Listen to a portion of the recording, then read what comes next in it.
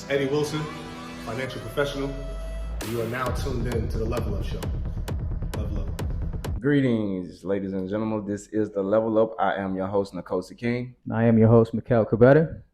And today we have a very, very special guest, my Nigerian brother, someone who's heavily in the finance industry and someone who I care a lot about. We connected, but we have him, man. Tell him a little about yourself, Eddy. First and foremost, fellas, thank y'all for having me. Yeah, This really mean a lot to me. I have no idea. I've seen the growth on this, so I appreciate you, man. We appreciate you. It's a blessing to have you here. Proud of you too, man. You really doing your thing out here, man. Proud of y'all. You trying to show off, man? What's up with the suit? Man, you looking real presidential here, man. You making money now, huh? Something like You smell a bag when you see one. Right. I smell it. Go ahead, Eddy. Tell these people who you are, man. Yes, man. I go by the West African Immaculate, Eddy Wilson. Originally from Jersey. Family man. I have a little girl who means everything to me. Started learning finances in 2018. My mentor taught me when I was going through a financial crisis, and it's just been like the sky has just been the limit since then. So I've just been remaining a student, and I'm still a student. I'm still a student, of this game though. But definitely is a life changing career. So Gotcha. So man, we're gonna jump right into it. I know your mentor, intrigued you when it came to finance. What are some of the things that stood out to you, with getting into the industry? I would say for me, a lot of the number one thing that stood out was the information and how we don't have that information as a community. So the first thing that clicked with me was the information that I've learned and how it has been left out of our community. So that's the first thing that clicked, and that's what literally ignited me to stay in this industry as well too. So that's awesome, man. Now, when you say industry, finance industry, right? There's so many different sectors in finance. Okay. What specific industry are you most focused on, and can you tell us a bit about why you chose that specific area of finance? Yeah. So the industry that the sector in the financial industry that I'm most focused on right now is holistic planning.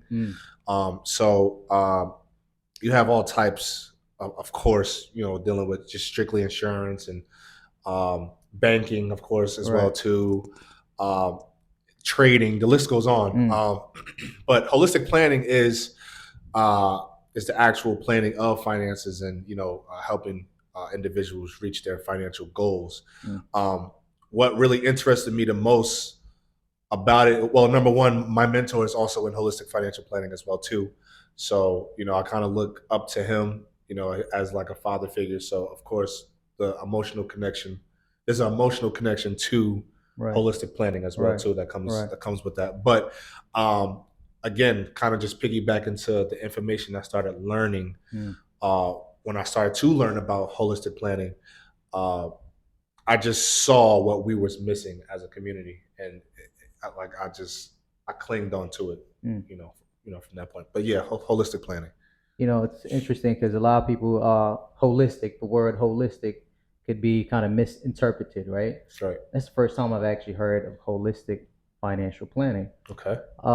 Can you break that down a little bit more, like maybe on that definition? Because when you say holistic, I'm thinking about medicine.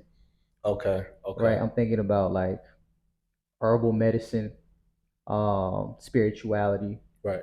Which is what most people think. I don't think we're educated on that term, or perhaps like with that, maybe even detail. So I would say, in a nutshell, when you think of holistic, in a nutshell, you're thinking about, in the financial world, you're thinking about full picture. So when you say holistic, think of full picture. So it's not just a niche in the financial plan.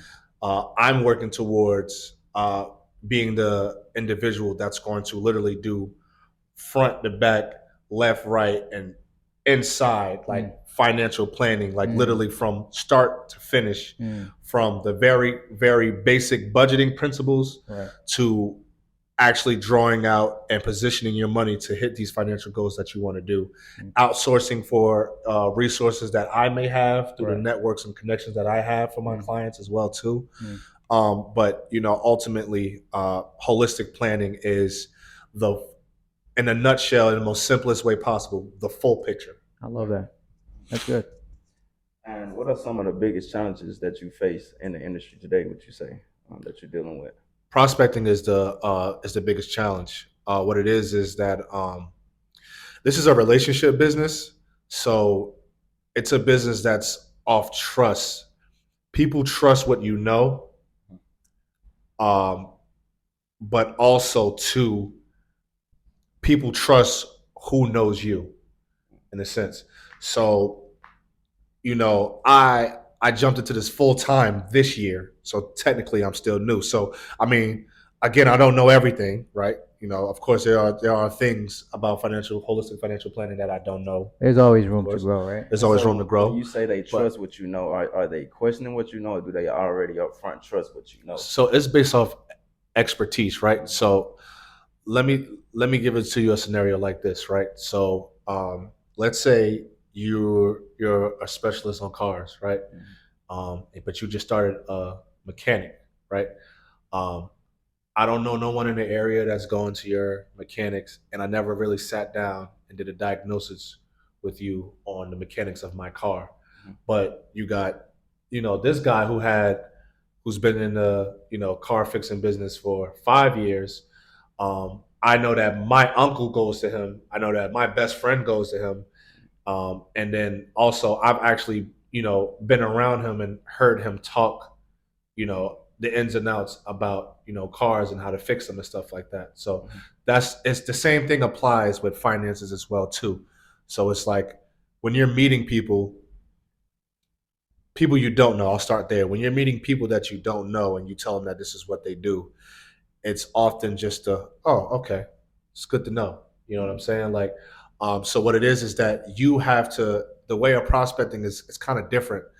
You kind of got to just engage. You have to know how to, number one, hold the conversation, but you have to know what questions to ask. Right. So it's the questions that you ask has to trigger something in them. So what you're doing is you're fishing through by asking specific questions. And you'll know if there's a pain point there because they'll elaborate more. They'll start to give you a full open-ended answer based off that question. And then from there, okay, there's a need, there's a problem, and then from there, your expertise is, well, okay, I've dealt with something like that. Normal solutions is X, Y, and Z. And then if they're more intrigued on based off your, what you're explaining to them, ultimately that can turn into a sale as well too. But even so, people don't really take their finances as serious as I do as well too. So another note to add to that is you have to not only just prospect, and people have to know your expertise and who knows you, but it's also who's currently in the midst of their financial planning process right now too. You know what I'm saying? Like, it's easy to close. Like, if he's already, say he's trying to buy a house, he's already in the mindset of financial planning. He knows he wants to buy a house in the next 3, 4, 5 years. It's like it's set in stone. He's putting things in place for that. He'll be more receptible to sitting down and having an appointment with me and hearing what I have to say versus somebody who's not even thinking like that, but know that they need it. Both of you know you need it, but you may not act on it right then and there. He might.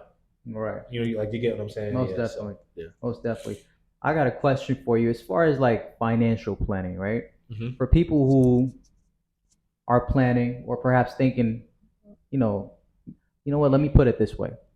There are people who have a hard time planning their finances accordingly, right? Okay. From maybe clients you come across, people that you get to sit down with, what are some of the things that you come across that you see in people that is holding people back from, scaling or growing in finance? And I guess you could say, in other words, an advice you can give to others and how to financial plan, and maybe keys that you can give out in that area. I'm going to say it's going to have to be habit, perception, and consistency, and mindset as well too. But I think mindset and perception are interchanging. So habit, meaning like if someone's habit is, if someone doesn't have really like a reserve, like a financial reserve type of habit, meaning like they're not used to saving or they're not used to, investing and stuff like that. Right. Now we have to break that habit. So that's one obstacle. Definitely mindset and perception. If it's all about how you perceive the financial strategies that I present to you, like I feel like, for instance, in our community, number one is definitely habit. Number one, we spend. We're a spend first community, and we shouldn't be. We should be invest and save first community. That's another story. I want to go off in tangent on that, but perception to the point of we look at these financial strategies as expenses when they're not. Like they're not expenses. They are not expenses. They are investments, and you should look at them as later down the line, this is going to help me way more. Like, and I just feel like that is the difference with like other cultures. Like it's introduced to them early, right, and it's perceived to them that like, hey, this part, like this is a part of success. Like right, you know, like these specific habits, this mindset around around finances, like this is a part of your success. Like these like, for instance, man, the Asian community not very heavy in the stock market world, like but they're very heavy in the whole life, permanent whole life world, because there's a cash value feature to it. They're utilizing and tapping into money tax free that they're taking and opening up businesses. Right. When they die, it goes to their families, and they put it on their kids, and they just repeat that cycle. You understand what I'm saying? Right. But it's a part of the culture, though. It's a part of that. It's right. Like you understand what I'm saying? Right. We don't have nothing like that in place. So you're talking about as a community of blacks in general. As a community of blacks in general. So again, reverting back to the beginning, right, that information, when I got that information and saw that our community isn't doing this, I immediately clung to it. Like, no, somebody has to be doing this. Yeah, most definitely. That's something that we can all agree on, and at the same time, that's something that we appreciate about you, man. Even just working a little bit of history about us, man. We used to all work together at the brokerage firm. We worked in freight. I guess this, brokering and all that good stuff, right? So coming from that industry, one thing about Eddy, and you could say this as well, KOSI, is that every time you went to his desk, his cubicle, whatever, even though he had his foot up on the desk, he was comfy, which I loved, King. You feel me? But what I enjoyed is the fact that you always had the charts, you always had your stock plays, you always, spoke about finance. So I definitely, it's not something that just came out of nowhere, something right, that you've been grooming within yourself, you've been working on for quite some time. And now this is where we're at with it, man. Yeah, man. And so we proud of you, man, for real, no sidetrack, but I just have to put that out there. But so in terms of like finances, right? Like you said, the Asian community is focused on a different type of strategy. Can you speak a little bit about life insurance, man? Because I know that's something that we lack in our community, right? And I hear a lot of talk about life insurance, how as Black people, we really don't invest in life insurance, and we kind of just wing it.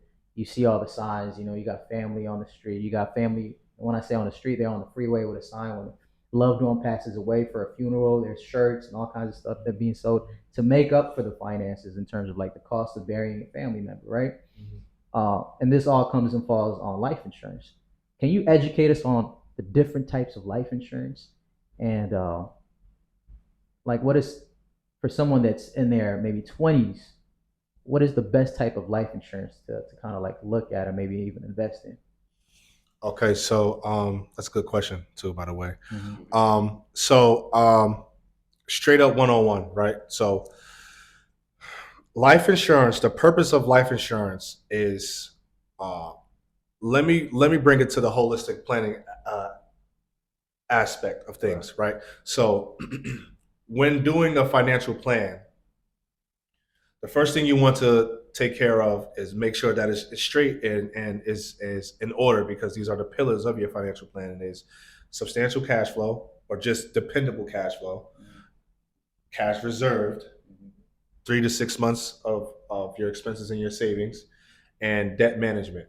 Like either it's significantly low or none, no debt, right? So once that's taken care of, the very, very, very, very first step is risk management, right? So that's where life insurance comes into play, right? So I'll give you like scenarios, right? First and foremost, it's two types of life insurance. It's two types of insurance. It's term and it's permanent, right? Whole life is permanent. Term is term. Term can be convertible into whole life, right? But on just in a nutshell, term meaning that you have this coverage on your life for a specific term. I think the max term, if I'm not mistaken, is 35 years. After that, you have to renew it if you want to continue to go the term route. It will be more expensive down the line. The older you get, and the older you get, more expensive because of the health risk. Health risk, excuse me. The younger you are, probably the more cheaper you are because of the health risk, right? You have a longer span, a longer time horizon is what they call it. So with term, it's just what's called the death benefit, right? So $100,000 term, $500,000 term, 25,000 term, doesn't matter. That just means that within that term that you selected, so if it's a 25, if you purchased a 25 term policy, you're covered for the next 25 years of your life. If you was to pass within that 25 years, your significant other or whatever the purpose or whatever type of asset you're trying to protect receives that. Like that's what the money will go to. It is tax free. So people use term insurance in many different ways. Some people use it like, say you just bought a house. Let's just say you don't even have kids. Let's just say it's you and your spouse. Y'all just bought a house. House costs $500,000, right? Let's say you're 40 years old. You're like, okay, in the next 30, 35 years, you'll be in your 70s. Let's just say, depending on how your cash flow is, we find out that it's suitable for you to just get term because of cost wise, right? So you say like, all right, well, as I'm doing your financial plan, I'm asking like, okay, what protection plan do you have in place to make sure that the house is paid off in the event that you pass, right? And your spouse is left with all, of all these like bills that she has to take care of. Like, what do you want taken care of, right? So you'll either say like, well, my spouse, her income, she's pretty much good with the money she makes, but I don't want, if I die and she has to pay off this house, it's going to be a burden. So you can do a term insurance to, if something is to happen to you, you get $500,000 and she'll use that to pay off the house or something like that. You have kids, whatever the case may be, then you can say like, hey, like I got a kid that's 10 years old. If I was to die today, I want to leave behind some money that's going to take care of him until he or she is of age to take care of themselves. We want to say 21 is like the standard. Right. It's the standard. Some say 25, but we'll say 21 is the standard. Like, so you would take what your annual income is right now for simple man's terms. Let's just say it's 50,000 for simple man's terms. You would take your annual income and you will multiply it by that many years that you want your income to be implemented in your children's lives or whatever the case may be, right? So that would determine how much term insurance you would need.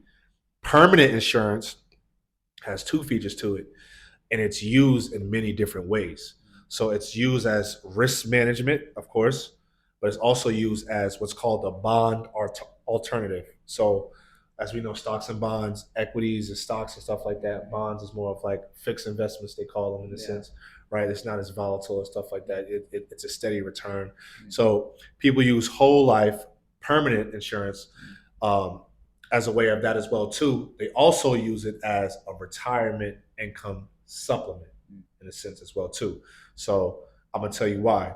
If you ask me, if you're younger, what should you buy versus like if you're older. If you're younger, you're in your 20s, even if you do not have a family yet, but you plan on getting a family, I will get whole life permanent insurance with the cash value feature, because especially if you have entrepreneurial goals, at some point the premiums that you're paying is going to turn to a bucket of tax-free, cash flow that you'll be able to tap into for whatever ventures that you want to use, or whatever ventures you want to do. Let's say within the next 10 years, let's say you're 21, you get a permanent life insurance.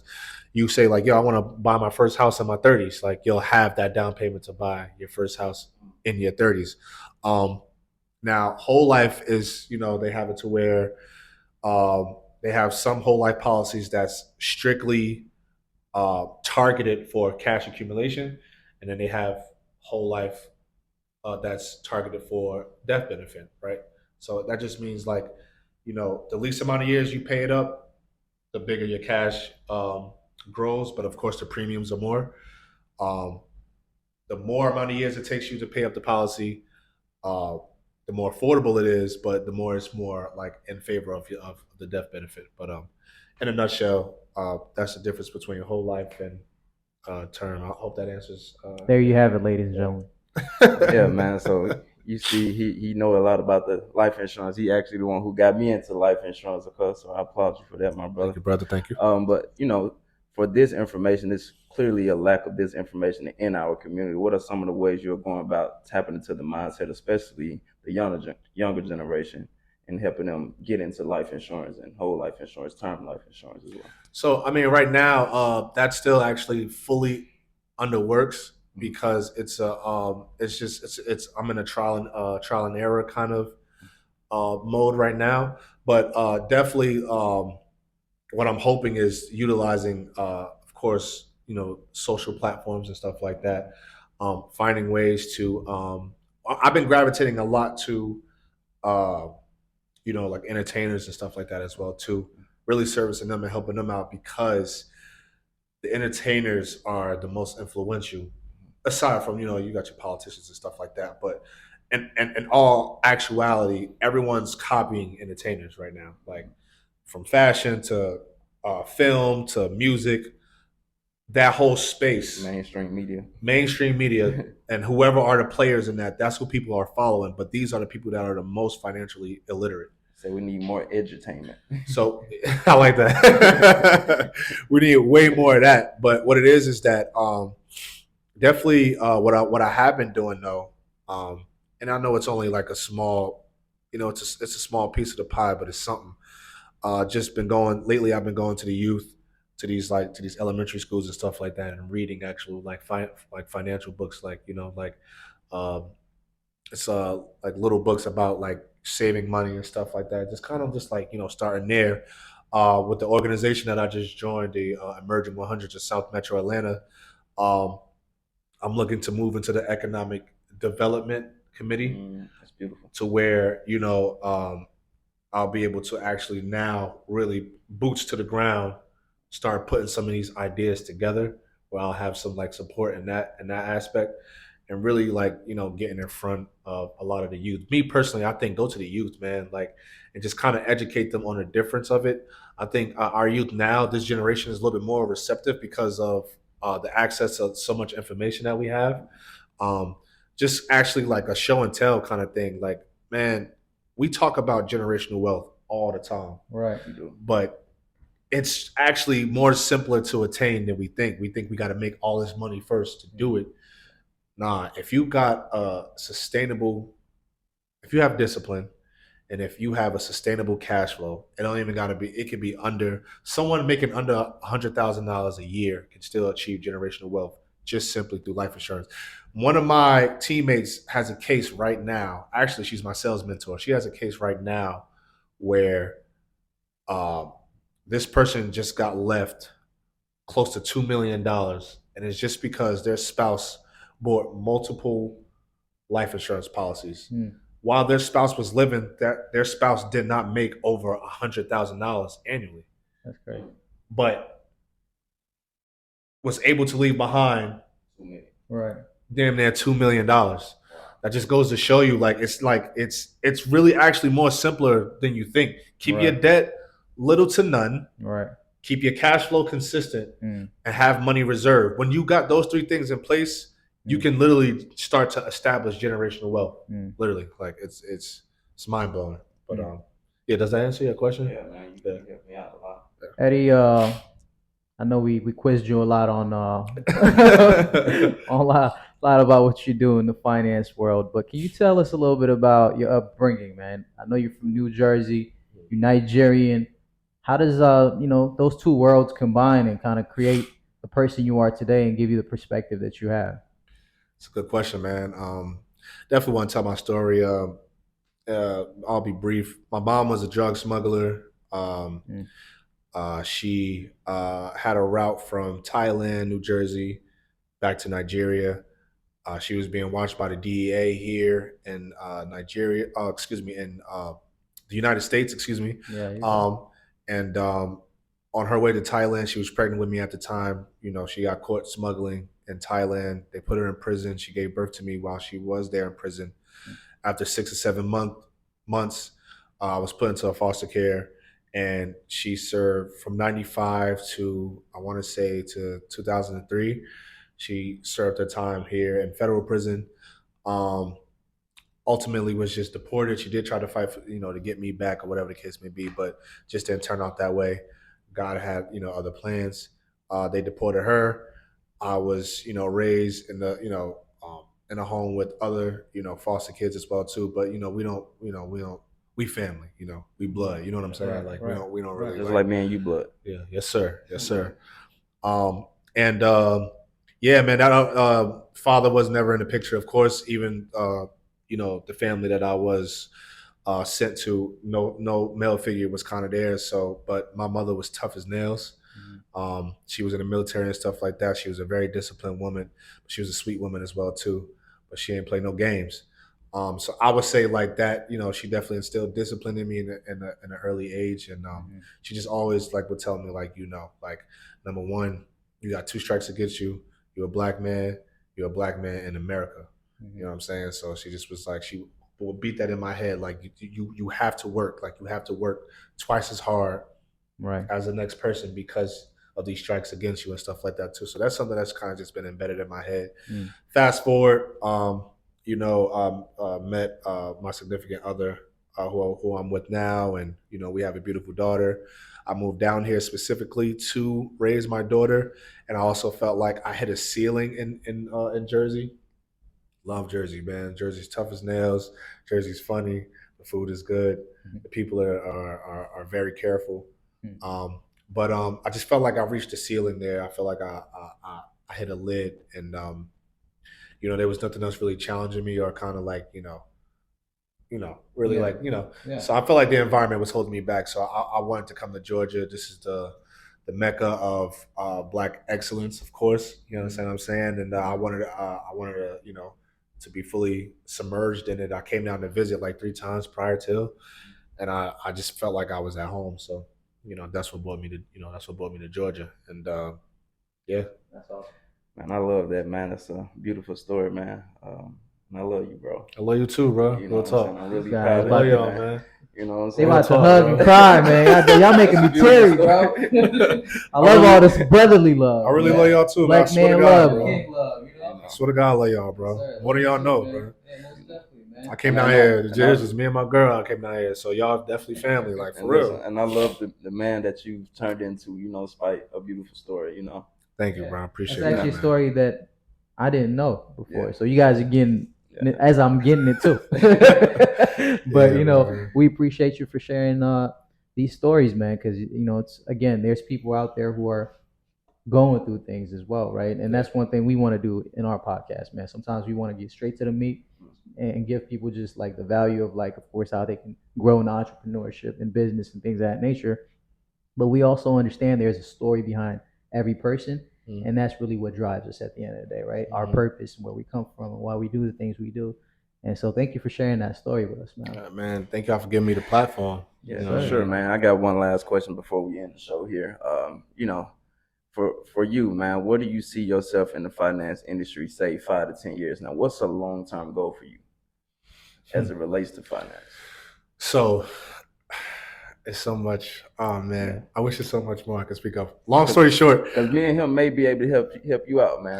Most definitely, brother. You know, we gonna be in this life, all of us together. So at the end of the day, brothers help each other. Our community is here to help you out, and that's what we want to build, right? But most importantly, you're here to help them out as well, giving them value and expertise of what you've, because this is years in the making.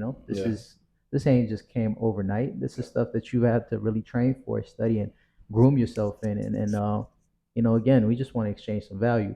But most importantly, like you said, what plans do you have for these next 10 years, and how can we all come together to help you grow in that?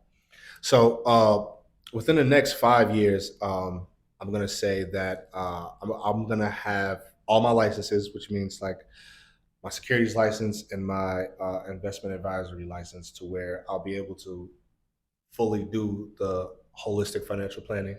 Right now, I'm only licensed to pretty much just take care of the risk management side of things, and retirement planning and some strategic tax planning stuff. But definitely, I will be servicing the entertainment industry, and definitely doing a lot of giving back to the community, like our people.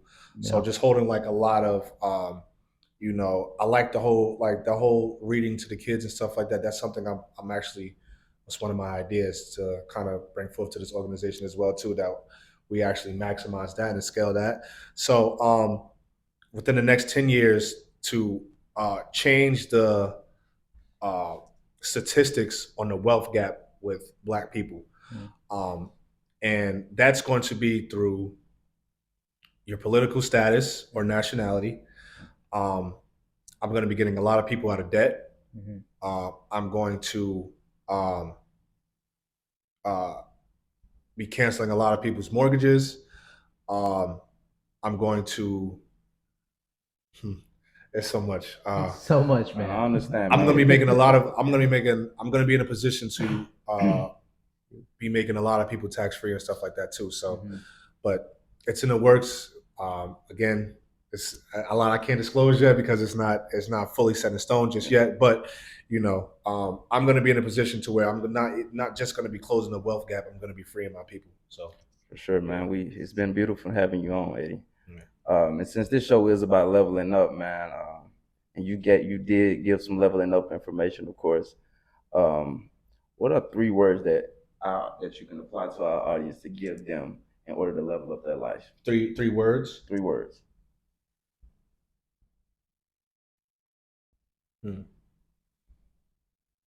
Bet on yourself. Bettering yourself. Bet on yourself. Bet on yourself. God, I love that. Yeah, bet on yourself, man. I love that.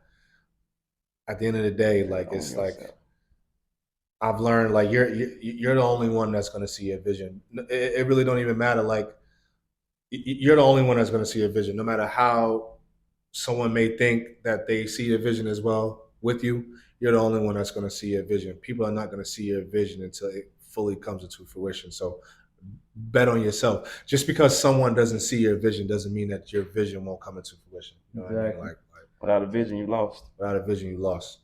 Seriously. I love that. You got anything else, MIKAEL? Yeah, I got one last thing. Where is a good spot in Atlanta, brother, where we can go grab some Nigerian food? I still ain't had no food, bro. I still haven't had any Ethiopian man, food. I've been trying to take him to the Ethiopian spot. Cool, bro. Yeah. I want to go to. I mean, look, guys, we could grab Ethiopian food anytime, but like I have not seen. There's a lot of Ethiopian spots in Atlanta. Like you see them restaurants out.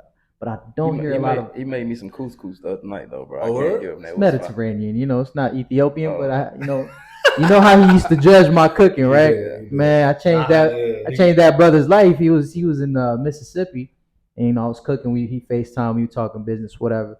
I show him, I was making that couscous meal again. He gonna say, "Oh, that's my plate." I said, "That's KOSI. That's definitely KOSI." No, for real though, man. Where can we get? First of all, he's a great cook. He used to run a restaurant business. This man got a lot of stories. We gonna bring him again, guys. You're gonna see a familiar face on the show. He's leveling up with us for sure. Yes, most definitely. But give us one spot, man, in Atlanta that If you know one, unless you haven't had no Nigerian food in a long time. It's 2 spots actually. So Okay. if you want to go actually sit down, I think like this place, the aesthetics is a little bit better.